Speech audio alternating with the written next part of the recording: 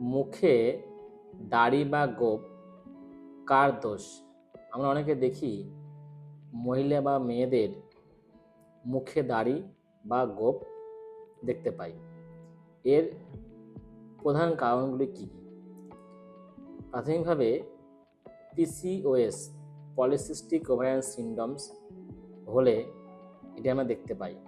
তাছাড়া যদি thyroid gland জনিত সমস্যা হয় সেক্ষেত্রে দেখতে পাই, বা অ্যাডেনাইন গ্ল্যান্ড জনিত যদি কোনো রোগ হয়ে থাকে সেক্ষেত্রে দেখতে পাই, এবং যদি কোনো মেডিসিনের সাইড এফেক্ট বা কোনো মেডিসিনের পার্শ্ব প্রতিক্রিয়ার জন্য কিন্তু আমরা অনেক সময় মা বা বোনদের মুখে বা গোঁফে দাড়ি দেখতে পাই।